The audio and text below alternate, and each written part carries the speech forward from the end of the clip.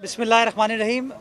मेरी तरफ से बल्दिया उज़्मा कराची की जानिब से, कराची के तमाम शहरियों की जानिब से बाबा कौम जनाब कायद आज़म मोहम्मद अली जिन्ना की आज सालगिरह है, उसकी मुबारकबाद।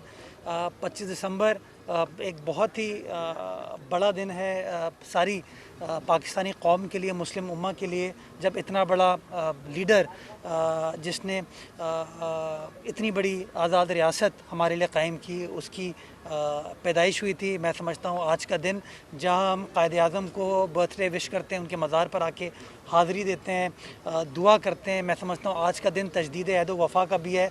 कायद आज़म की उस सोच के हवाले से कि एक प्रोग्रेसिव, प्रॉस्परस, पीसफुल पाकिस्तान हमको इस्टेब्लिश करना है, एक ऐसा पाकिस्तान जो कि इंक्लूसिव हो, एक ऐसा पाकिस्तान जहाँ पर हम लोग सब मिलकर आज़ाद रियासत का जो हम ख्वाब देखते हैं, उस आज़ाद रियासत के अंदर तमाम जो ख़ुद मुख्तारी है, तमाम आपके जो इकनॉमिक राइट्स हैं, फंडामेंटल राइट्स हैं, डेमोक्रेटिक राइट्स जो हैं, उनको अल्लाह ताला कायम व दायम रखे, उसको महफूज रखे। तो इंशाअल्लाह इस उम्मीद के साथ आने वाला वक्त हम पाकिस्तानियों के लिए हमारे कल से बेहतर होगा, हमारी आने वाली नस्लों के लिए बेहतर होगा, इस उम्मीद के साथ कि हम सब मिलकर उस पाकिस्तान की जद्दोजहद कर पाएंगे। और वो कायद आज़म का जो पाकिस्तान था, जो जिसका ख्वाब अल्लामा इकबाल ने देखा, जो कायद आज़म ने, लियाकत अली ख़ान ने हमको बना के दिया, तमाम उस ज़माने के लीडरान ने बना के दिया, वो पाकिस्तान हम अपनी आने वाली नस्लों के लिए इंशाअल्लाह बना के जाएंगे। बहुत शुक्रिया।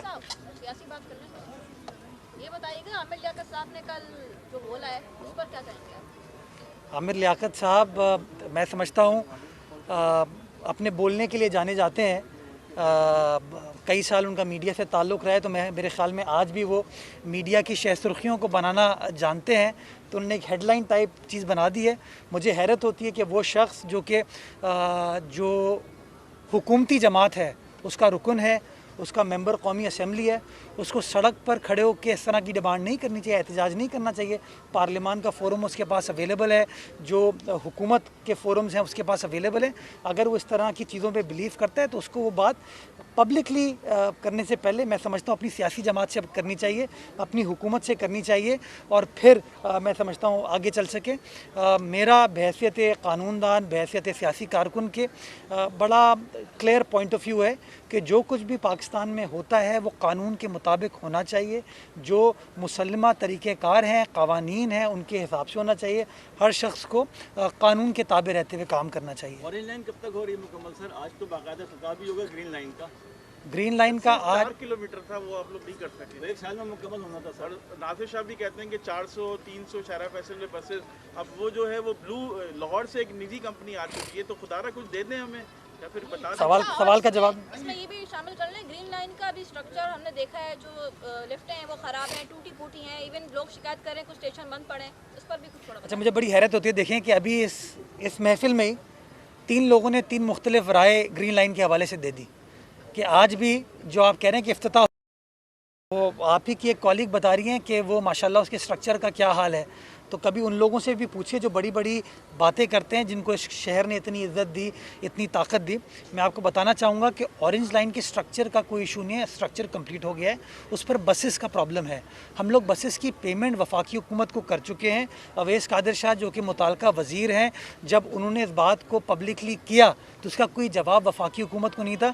तमाम बसेस की प्रोक्योरमेंट कॉमन तरीके से होनी थी, यानी कि फ़ेडरल गवर्नमेंट को प्रोक्योर करना था।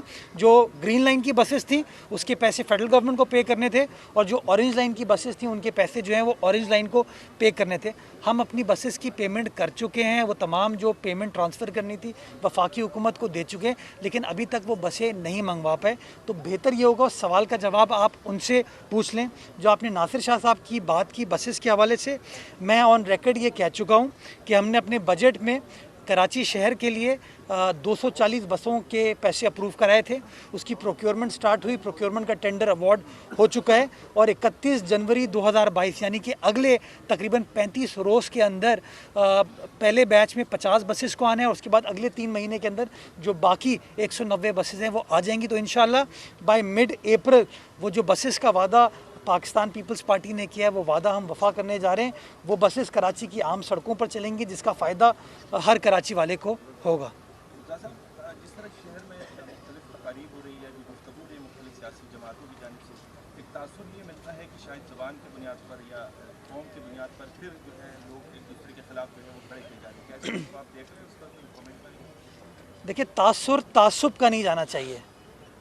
بڑا میں سمجھتا ہوں اس شہر کا اس تعصب کی نگاہ کی وجہ سے, اس تعصب کی سیاست کی وجہ سے نقصان ہوا ہے. وہ نقصان آپ کو بھی ہوا, مجھے بھی ہوا, ہمارے جاننے والوں کو, ہمارے اس گریٹ شہر کو ہوا.